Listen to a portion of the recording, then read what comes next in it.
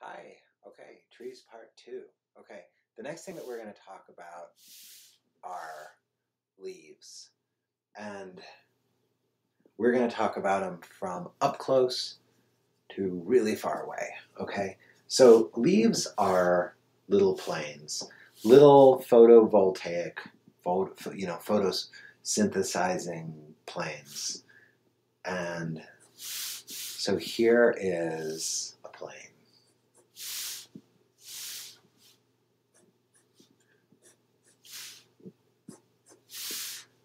And what I want you to do is I want you to practice drawing planes in space in front of each other and behind each other. And it's a million little planes. And some of them are coming towards us. And some of them are flat, directly facing us. And some of them curl.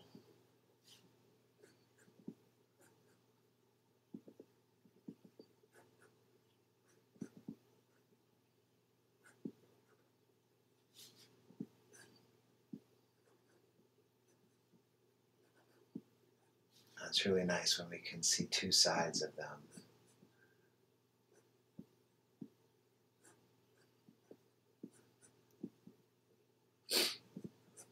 And here's one that we're going to see three sides of.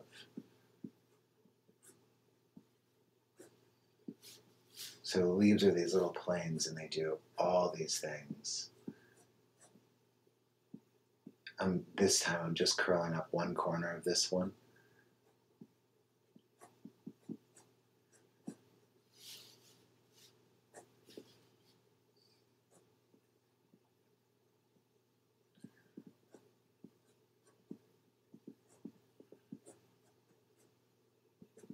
Okay, so what you're thinking of is you're thinking of this thing as this little plane that's moving around in space.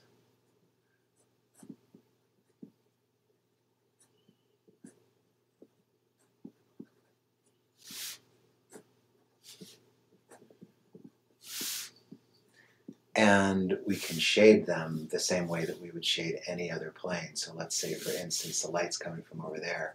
So now all of this stuff would go into shadow. And all of this stuff in here would go into shadow. And think of it as little pieces of a ribbon. If the light's coming from over there, we'd be dark here and lightening over. And we might darken in like that. Right?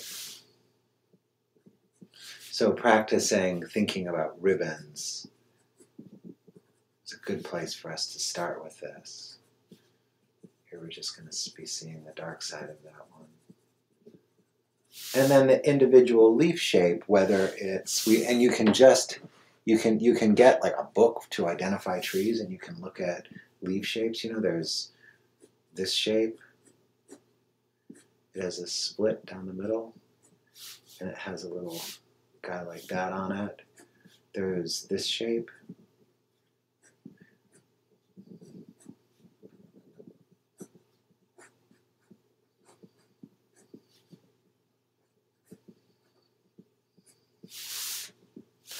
There's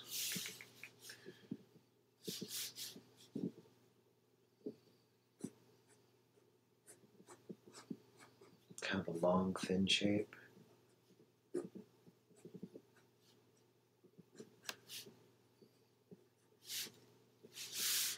Okay. And on plants, there's a couple more. You know, you have, like on a fern, there's,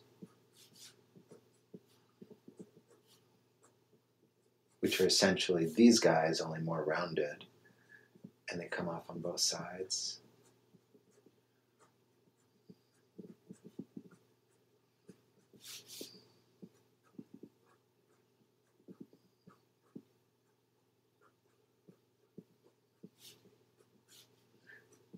Okay. This here, if we were going to think about this like a plane, let's imagine that there's a plane here, like this. and it's a leaf.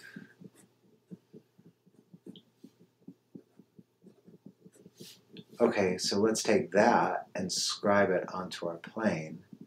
And now this side and this side, if let's say we look at it flat like this, going into the distance, and here's the stem, this side actually curls upwards and this side actually curls upwards, and they break in the middle. So if we're shading this, it would shade like that.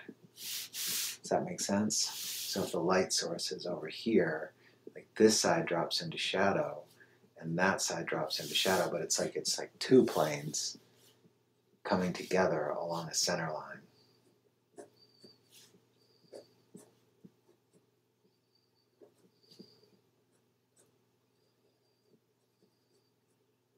I kind of turn that one under.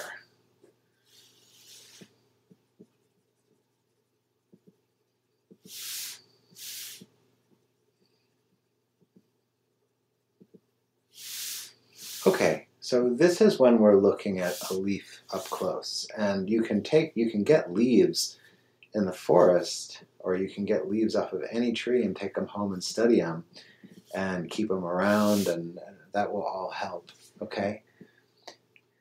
Now, as we think of a tree in the distance a little bit, so remember when we first composed a tree trunk, and our first working tree trunk was a shape kind of like this. So similarly, we could imagine a very rudimentary canopy shape for the leaves on the top of a tree, like that. And I'm passing cross contour lines around it because I want to understand this as having volume. And if we lit this from that direction, we'd have a cross contour line like this. And this would be lit like a sphere. And so we have our core shadow and our reflected light,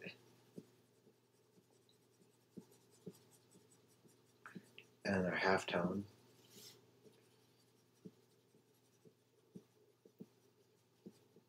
edge shadow.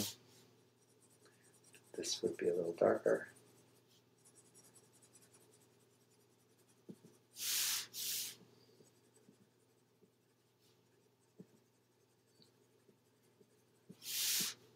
And here's our tree trunk, and we'll shade that.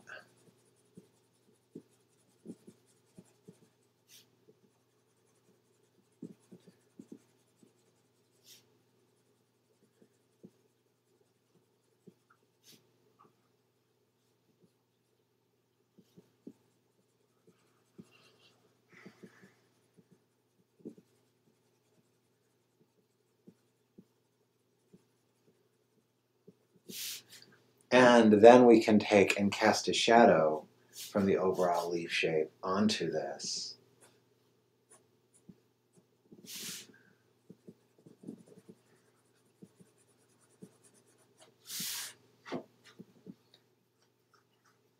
Okay, but that's so generic. It just doesn't even look like leaves at all. So let's start to go through a process of making this thing look and feel a lot more like leaves. So the first issue that I think is really interesting is how to shape the canopy. And I think that my favorite solution, there are a lot of different ideas that I encountered a lot of different ideas when I started to study it. One concept that I like a lot is starting with a trunk. If you have a trunk and the trunk is a gesture that you're kind of interested in, like let's say I'm going to anthropomorphize and I want to make, here's a trunk based on a gesture that's kind of squatting, like this person's kind of bending and looking in that direction. And then I try to think of the canopy as accentuating the gesture. How could this canopy, in some sense,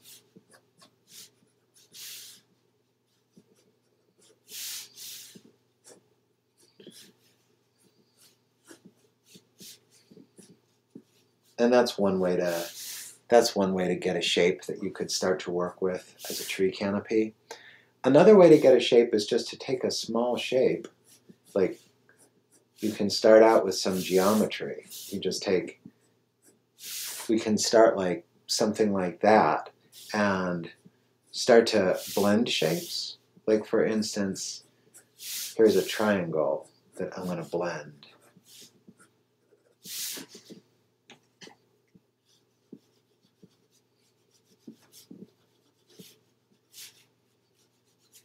And I'm going to perhaps subtract a circle from here. And maybe I'll add a circle here.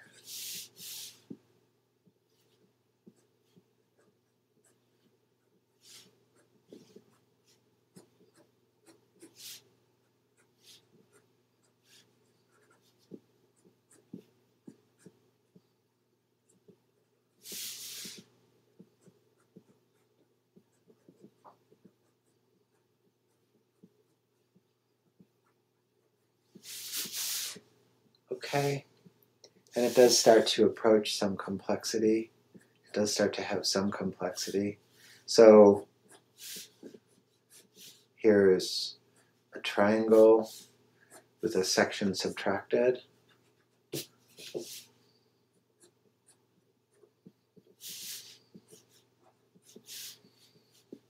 Next to another triangle. This time I'm going to leave just a triangle. This will be an evergreen tree shape. And I'm going to mess it up just a little bit so that it looks more natural. Cut a little bit off of it.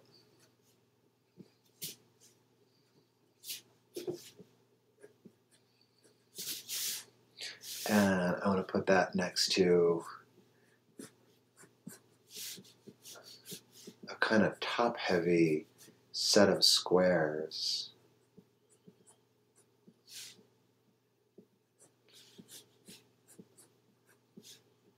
All put together, it's 3 squares. And I'm going to cut a section off of there.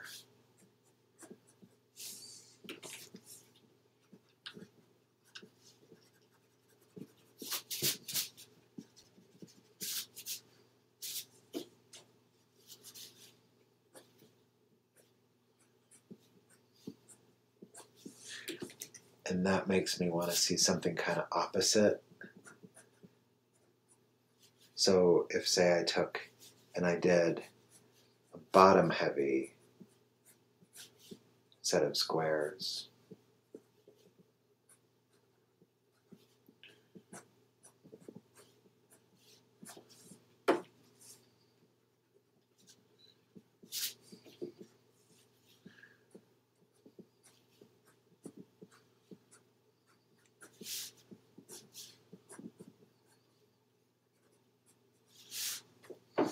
Okay, and now all of these are subject to the same kind of lighting here. So let's start trying to think about this. What is this shape up here?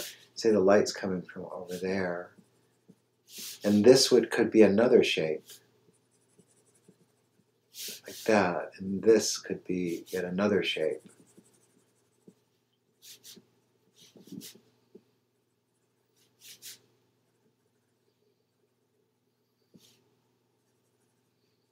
So I'm just thinking of the same lighting principles as there. Now what would happen, the same light from over here is falling on this. So this shape is lit, but it's part of this shape. And this is a funny tree that gets bigger as it goes up. And so a lot of the under leaves are going to end up in shadow. Here's the light is coming this way.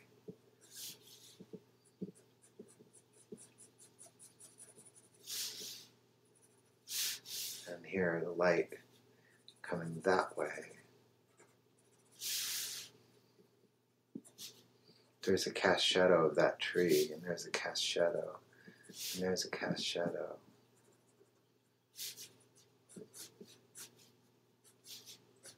Here's the shadow from that tree, and the shadow from this tree. It's coming down this way, and the shadow from this tree, and here's the shadow from this tree. It goes to about there. This one goes to about there. This one goes to about there. And this one only goes to there, so this one thickens.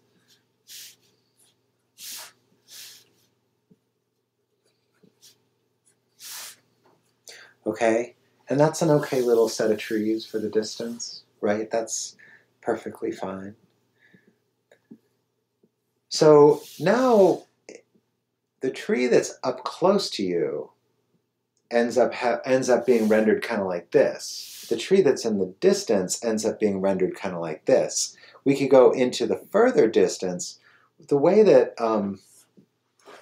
distance works is that we see less as we go further and further back. So let's say, for instance, I wanted to do a tree right behind this. Let's say that there's a tree line back here with more trees on it, similar.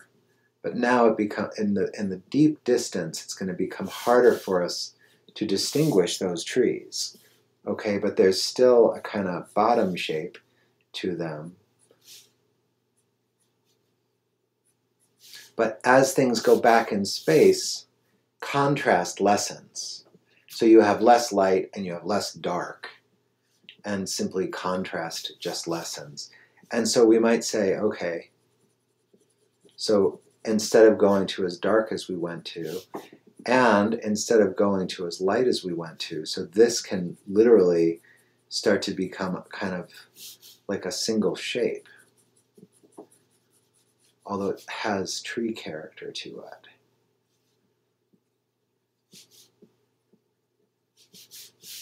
So that is trees in the far distance. This is trees in closer. And now let's make some tree. I'll make a tree right here. Let me see. I'll take this tree. And I don't like the way that tree is not sitting so well with me. I want to come back and see what I can do to make this tree sit kind of mid-distance. So we need a tree shape, and I want for it to sit on the same ground plane. And so let's say it's sitting here. This is its spot on the ground. And I might need it to come and sit more like here. Okay. And here's its trunk. And I want for its tree gesture to be interesting.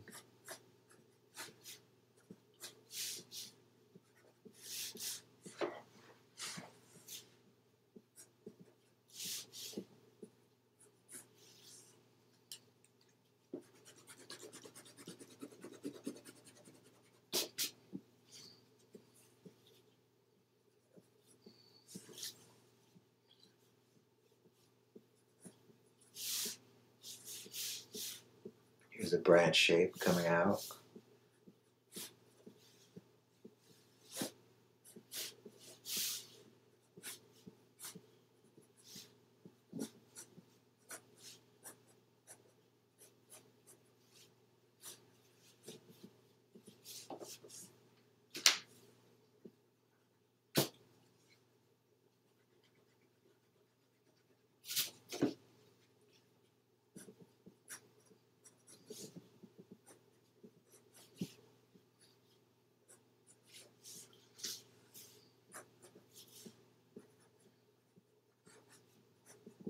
Here's a branch behind the tree. Now, to bring this tree,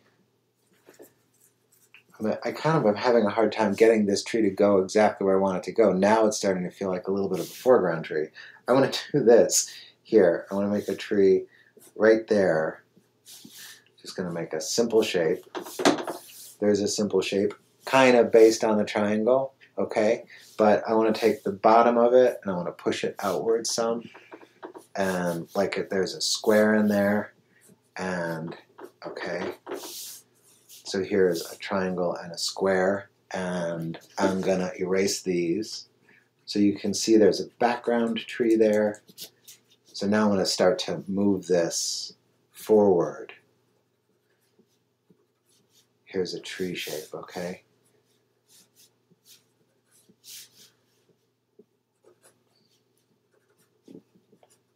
Broadening out as it gets to the ground.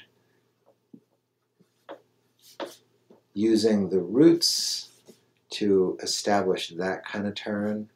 Doing that kind of coin stacking inside the branch, inside the trunk. Okay, the light is coming from this direction, so I'm going to first put that on the trunk.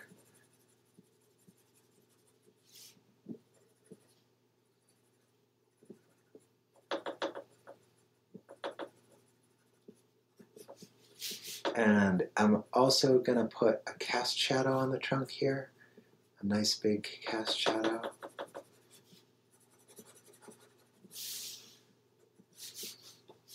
And now I'm going to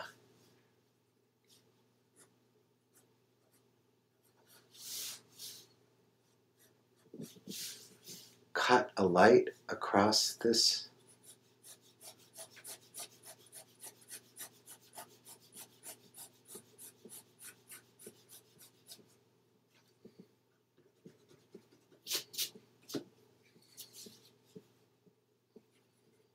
I'm going to consider this, although these two are together in a form, I'm going to consider them two forms. Okay.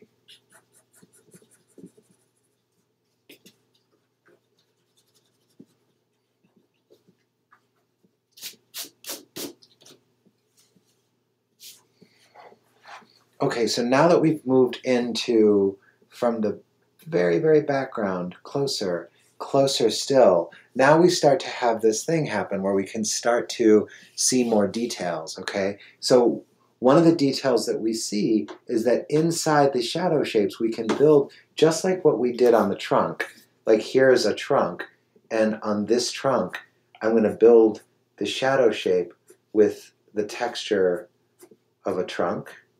Okay, and this one I can give as much texture as I want because it's going to be my kind of foreground element. So here I'm going to use a leaf texture.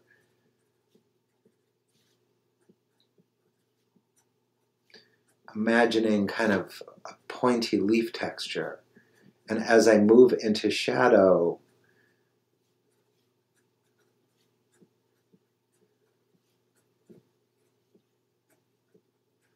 it's that leaf, it's that kind of,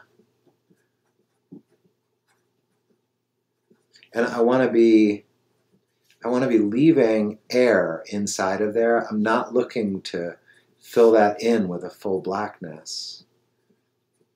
But I'm making a shadow, and here is the densest part of the shadow.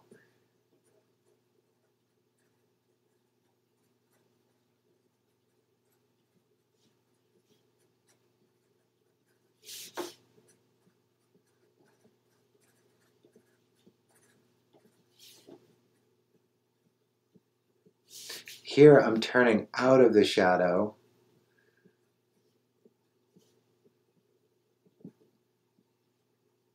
Building a halftone.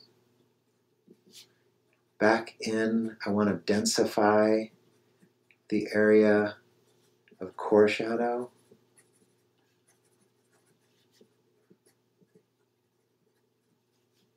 And then as I move over to the edge of this shape becomes really active, and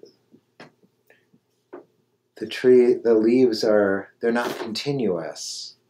They leave passageways back in, like little chunks are cut out.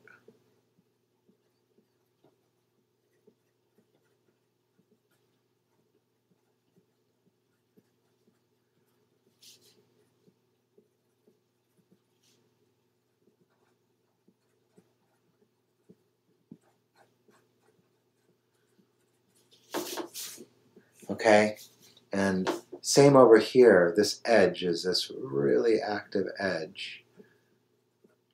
And out on these edges you can sometimes see shapes of leaves.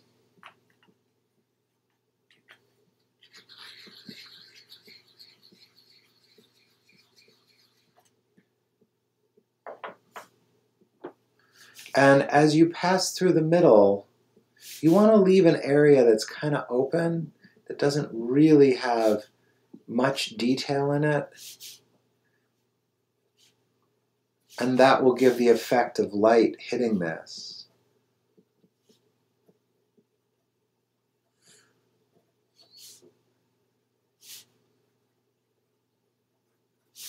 And you can do a much more, like you could just go, you could take a mark like this. That's just like, you just take like some simple mark and just kind of repeat it. And you see Rembrandt does that. He just takes some little mark and just goes back at it over and over and over again. And he uses it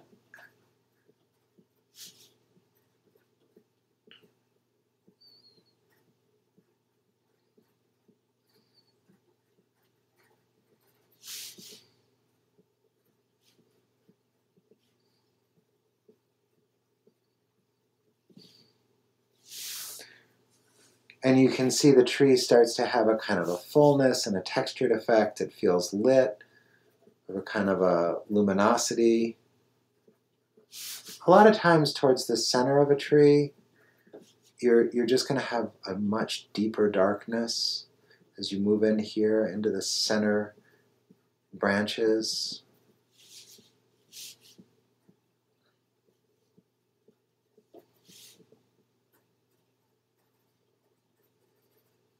Okay, and then as you move into, so this line here would give way to a much more active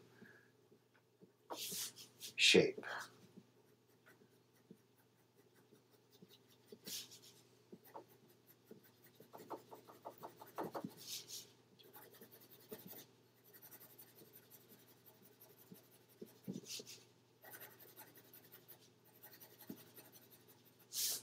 And then all the way out to a foreground where we're going to literally start to see leaves like this.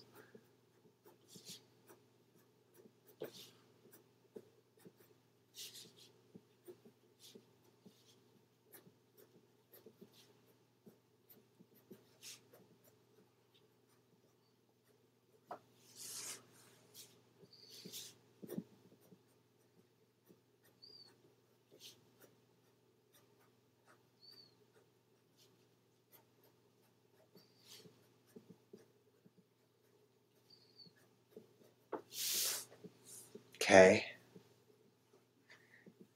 So we've got background there, working our way forward into the extreme foreground. And I want to do a little work on the bark here. So turning over to the light.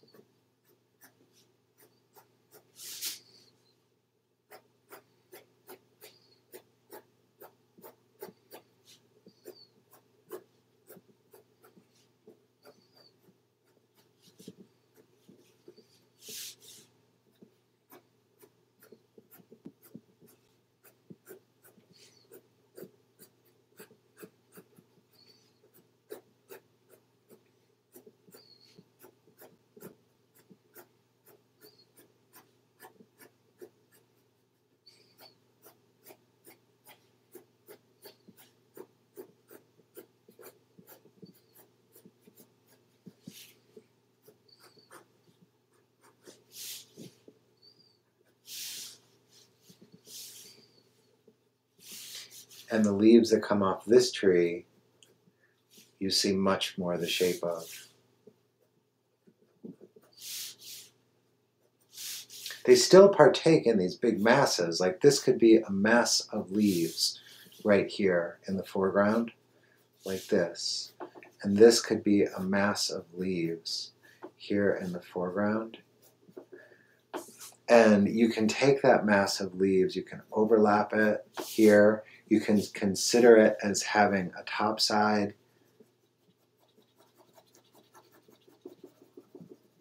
and a bottom side. But as you move in to starting to create the details on this mass of leaves, I don't like that moment. That's a bad tangency. I'm touching here for no good reason. And what I would do is I would just stretch it over like something like that.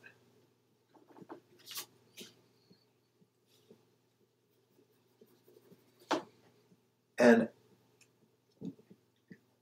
if you wanted to go in now and detail that section, it has to be clearer, more in focus than this one. That has to be your rule. And so as you start to break this into individual leaves, you would be looking for actual shapes of leaves inside of here and leaves on this edge, like actual leaf shapes that break the edge and turn into shadow there. And now these ones here start turning out into light. And the edge becomes a very active, truly identified edge. We're no longer insinuating with this one. Now we're just drawing. I mean, we've been drawing, but now we're up close. And you can see that all of the different shapes of the leaves. And now I've moved into shadow, so I see the shapes, but they're in the shadow section. Here's one of the lines dividing out the shadow.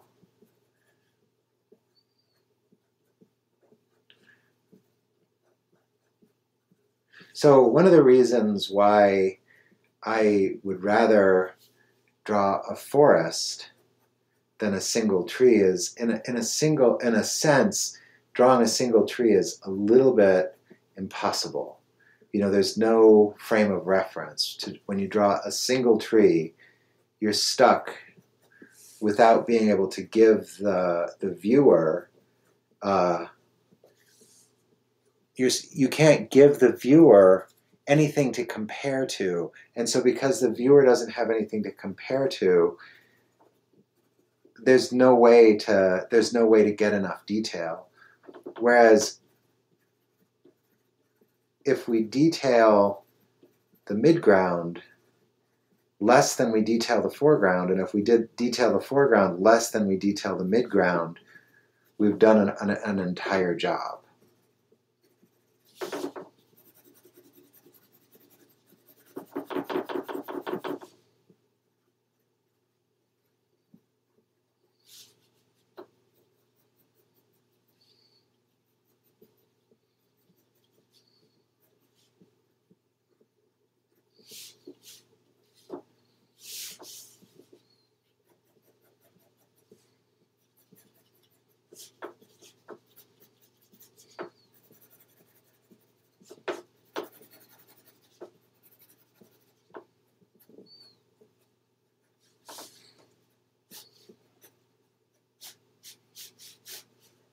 Here's the shadow of that tree on the ground.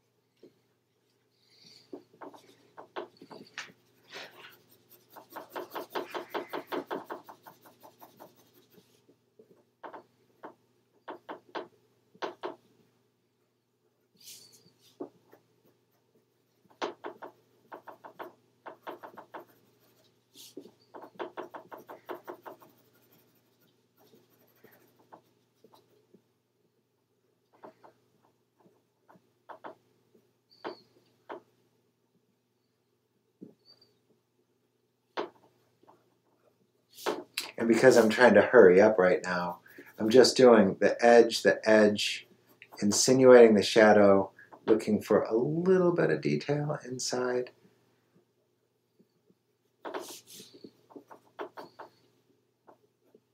And then pushing on.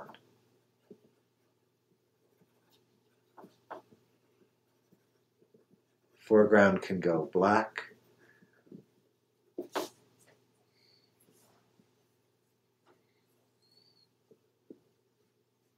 Okay.